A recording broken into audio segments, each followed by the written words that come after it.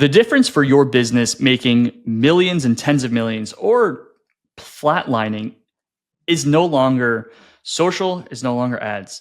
It's geo. It's LLMs getting traffic directly to your business without you really having to do much. And in this conversation, I brought in an expert on all things SEO and geo marketing. We have Alexej Pikovsky, the founder of NUOPTIMA, and these guys are dominating eCom with geo and AI search. So obviously, Alexei, thank you so much for coming. Yeah, thanks for having me. I did just read the tagline on your website, Dominate Ecom. But for anyone who doesn't know you or your agency, give us the quick high level. Yeah, awesome. Cool. Yeah, thanks for having me.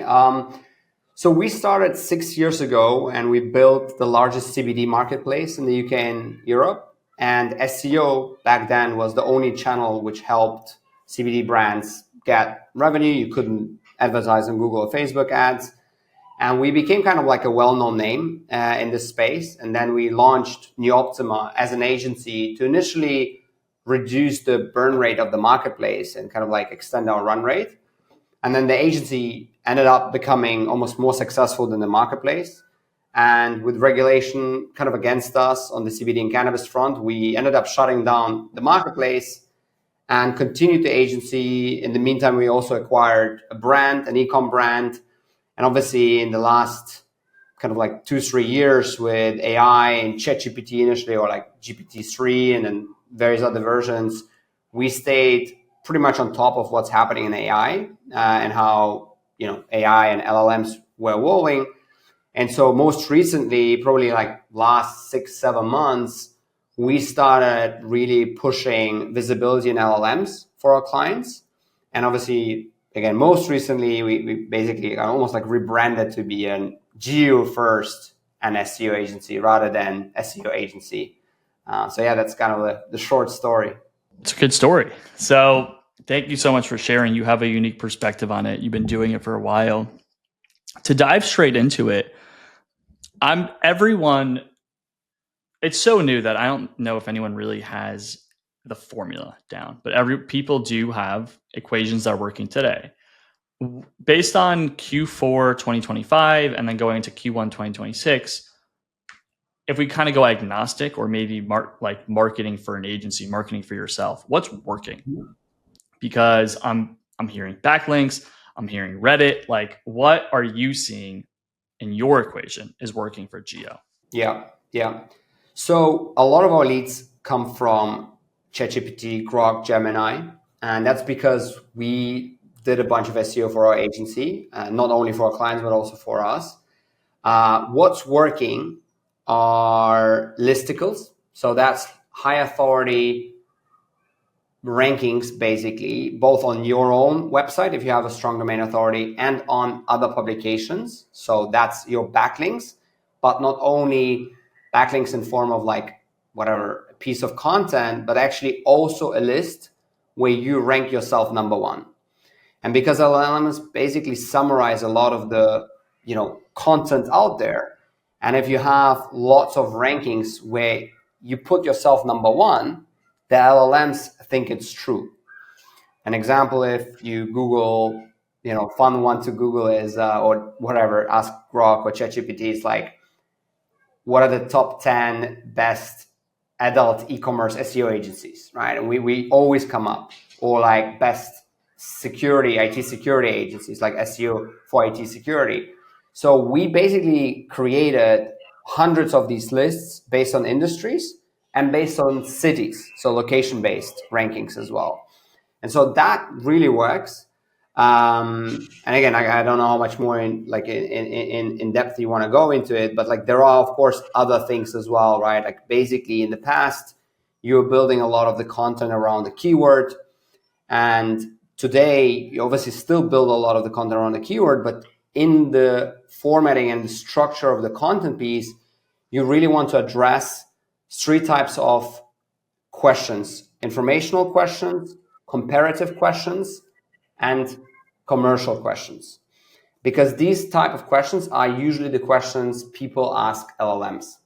So rather than just typing in best SEO agency for e-commerce, they might say, what is the best SEO agency for e-commerce, right? And that is actually a difference and that gives you different results. And so we optimize now more and more for the longer sentences than just a one keyword search.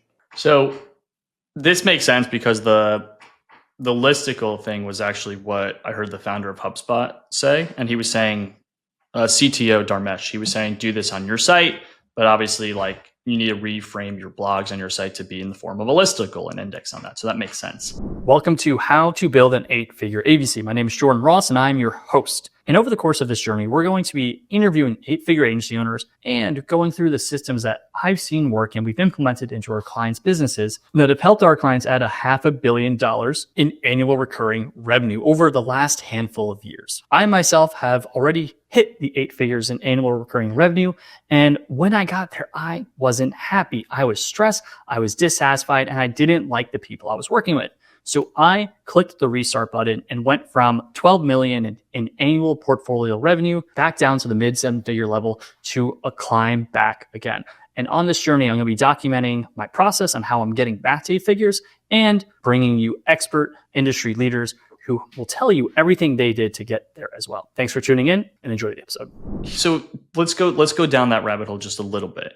Deviating from there, if someone wanted to do this kind of bootstrapped, and if someone wanted to find an agency, so you guys are focusing on eCom, bootstrapped is the blog on their website like really just taking the exact phrase or keyword that someone thinks is going to be asked and then giving some form of a listicle 1, 2, 3?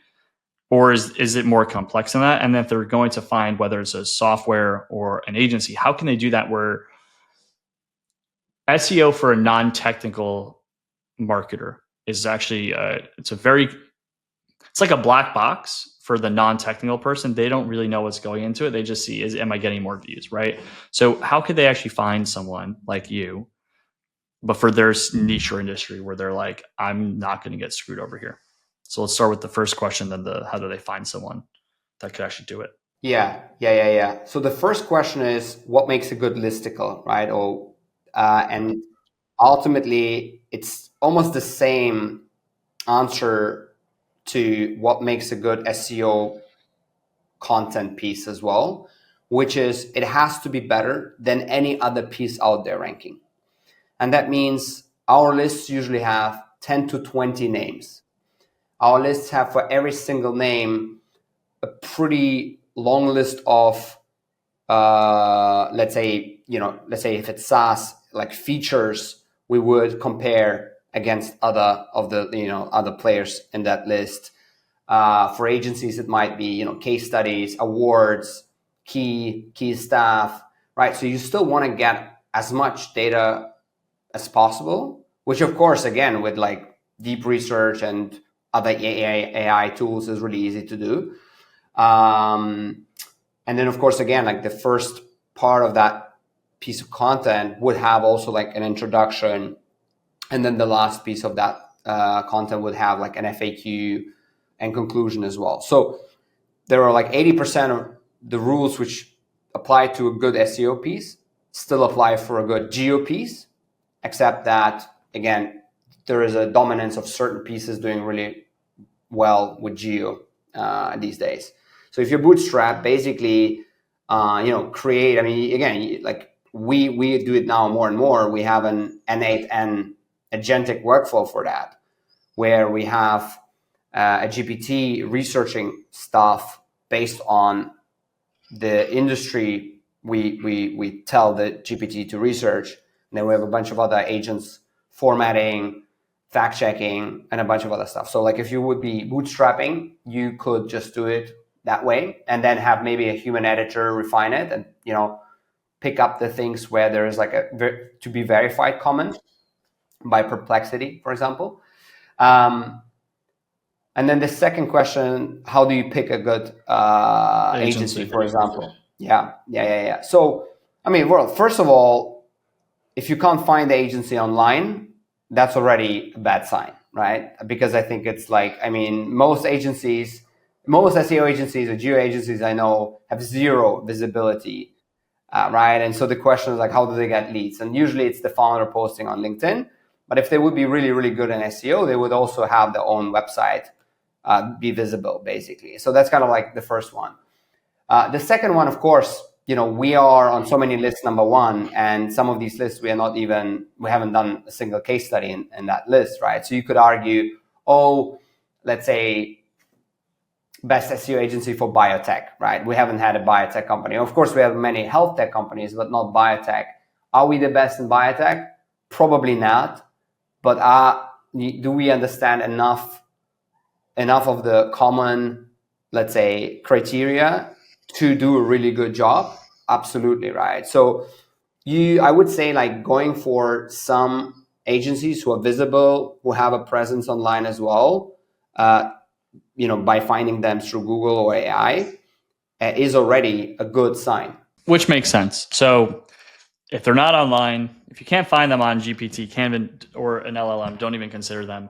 And if you're going to start to rank, one of the easiest things is listicles. For the marketer that's listening, what's the tool if they're not on any and they don't have an agent doing the research? Like, where should they research the actual keyword volume? Like, I know Ahrefs is common. Like, what are you using to index all the phrases and things people are actually asking, and then what listicle should we build in which order? Yeah. So we actually still use Ahrefs, and they have like now extensions to allow you to do the AI search, visibility, to do ChatGPT, and also Perplexity. To be fully honest, the data is better than any of the other tools out there. I am not going to name names. Many of the common connections we have who have these tools.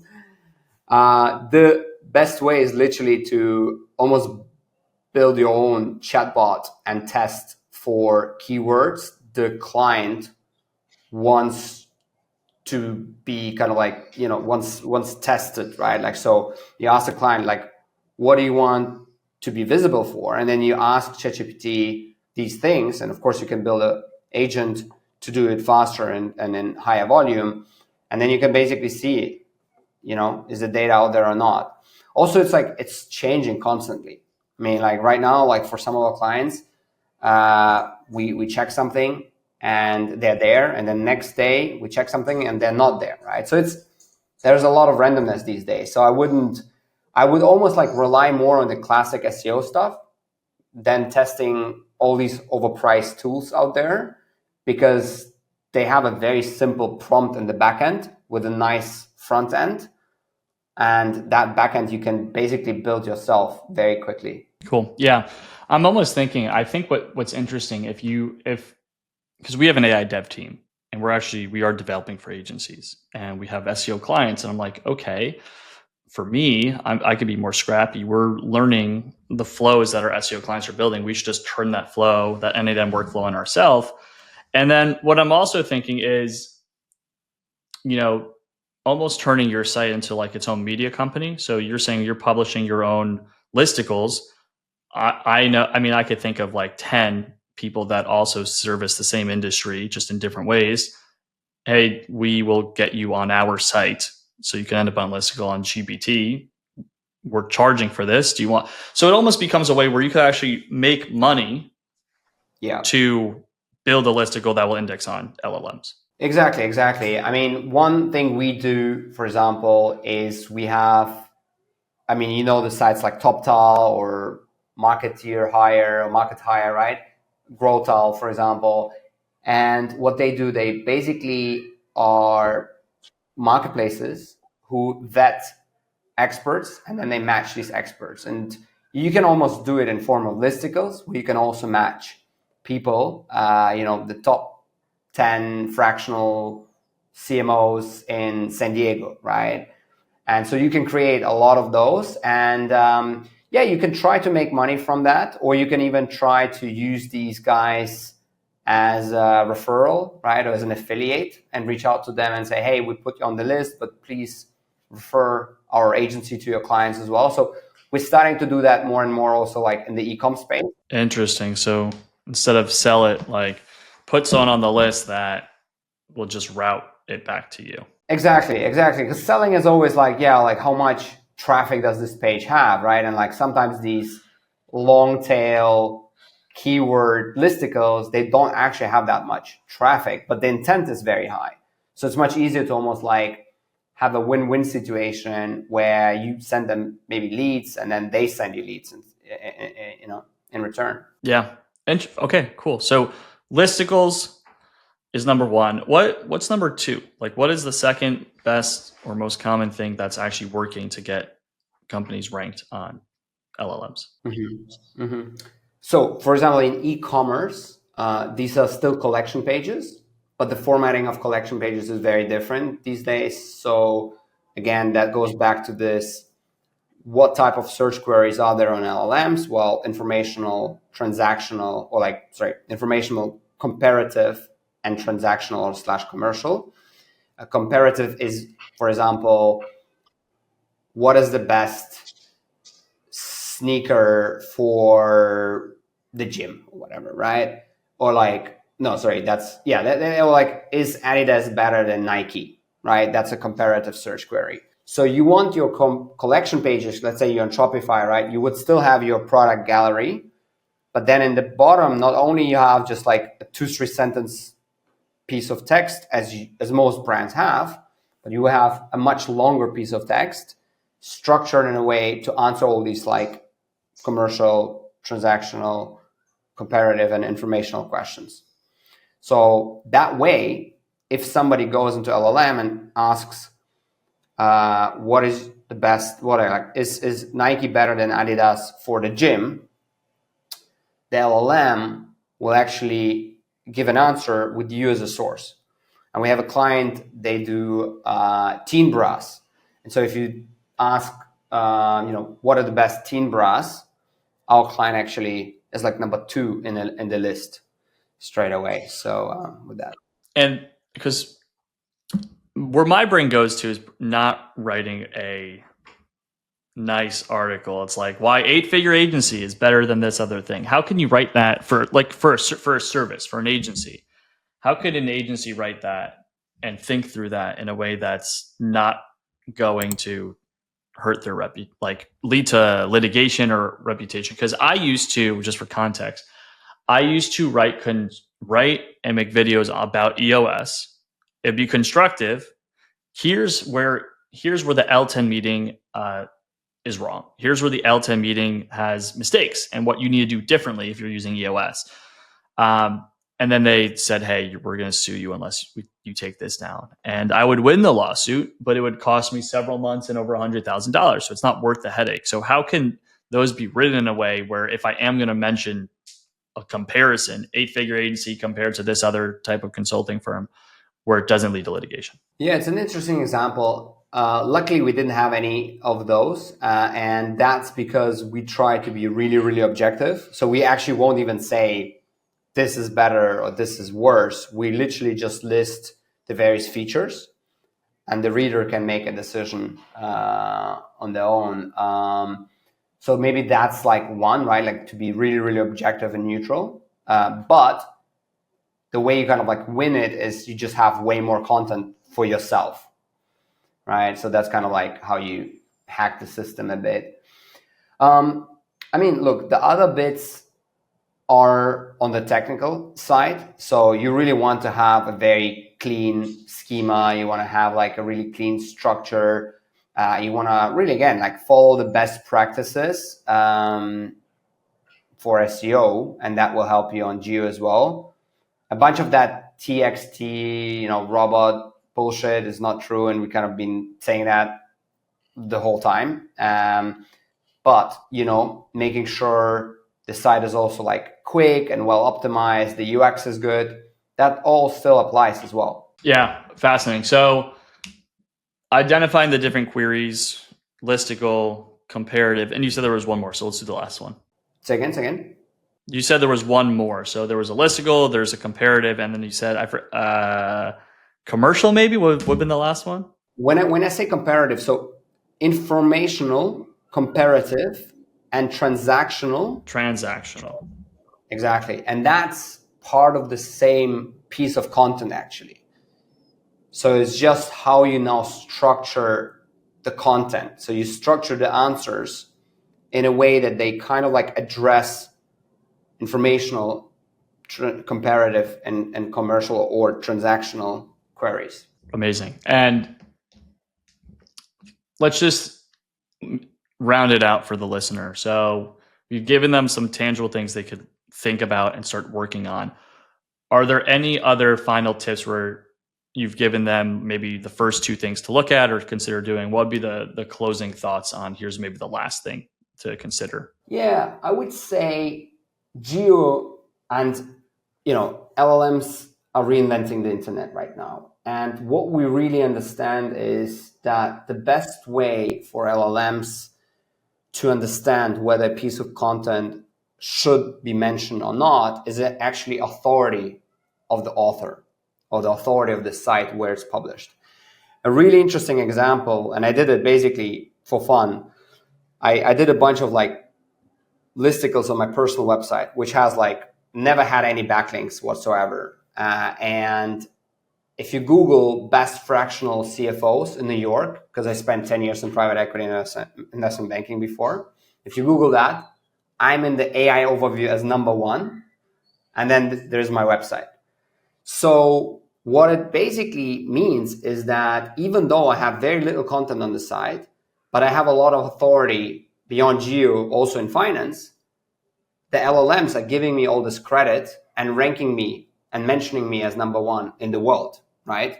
On a site which I launched 9 months ago.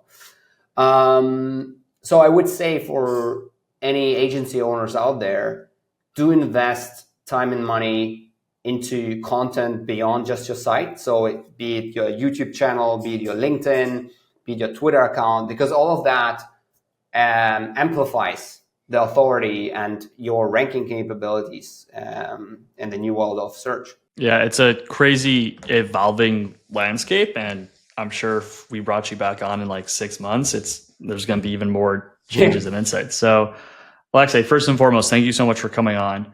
If someone's hearing this and they're like, okay, I want to learn more about this guy to see if he can help me, where can they find you, connect with you? Sure. Well, on LinkedIn and on YouTube. I just started my YouTube channel. So Nice. please follow me there. Unbelievable. And guys, if you need help scaling with Geo, you could go to Alexei. If you need help building a business that can work without you, go to eightfigureagency.co and we could explore how to do that. Thank you for listening, and we'll catch you in the next one.